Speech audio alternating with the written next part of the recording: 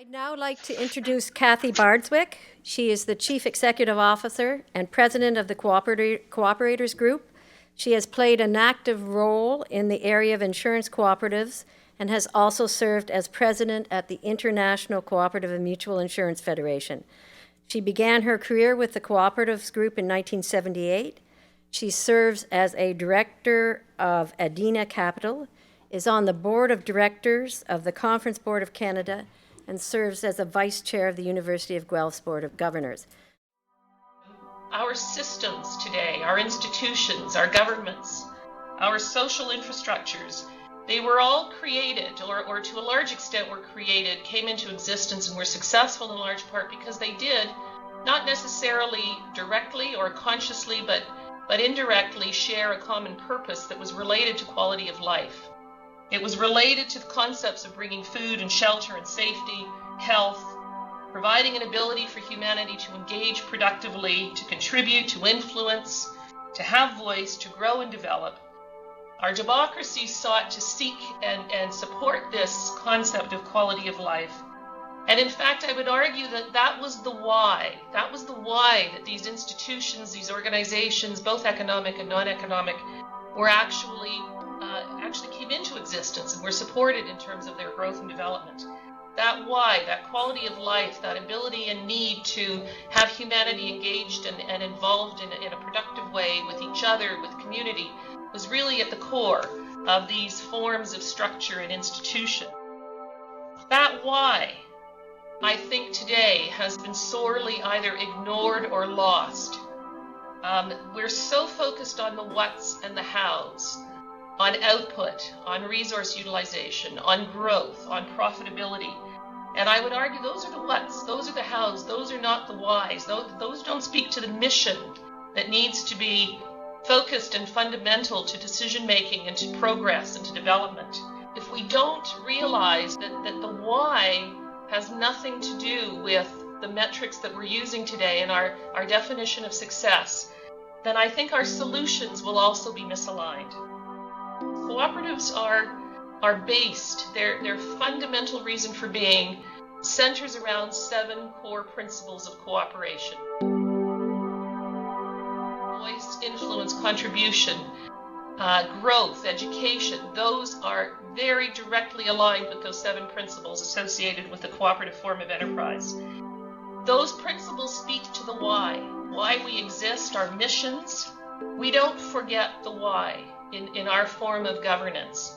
In fact, the sustainability in its broadest context speaks to those 7 principles. The cooperative system came into being because people had to come together in crisis. The cooperative system has remained a strong and growing and vibrant system worldwide and has shown that, in fact, it can be a viable alternative no matter what environment, no matter what industry, and no matter what form of institution you're talking about. We have in this country midwifery co-ops who bring you into the world, daycare co-ops, education co-ops. You can work within various industries. All industries in this country have a cooperative existence, right through to when it's time for you to say goodbye to this world. We have a growing and fairly extensive funeral cooperative system in the country as well. They're big, they're small, they're for-profit, they're not-for-profit. We like to refer to ourselves as being able to take care or have you engaged with the co-op system from cradle to grave. Here is an acute example of a country in significant crisis. It's people in significant crisis. And what is happening is a return to the why. And it's manifesting itself in these networks that are cropping up. I'll use one as an example, the potato movement. That isn't a new concept, but it is gaining significant energy in Greece associated with reconnecting the need for food back to the producer. So the consumer and the producer are in fact working in a mutually beneficial way and directly to ensure that they both win as they work through their need for food production and food consumption.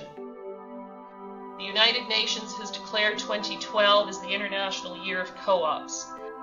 In spite of the fact that we have 1 billion members worldwide, 17 million in this country, we still remain significantly marginalized when it comes to the debate, the core debate that centers within the more traditional communications networks, medias, etc. We're not seen within mainstream business programs. We're not picked up in mainstream media discussions.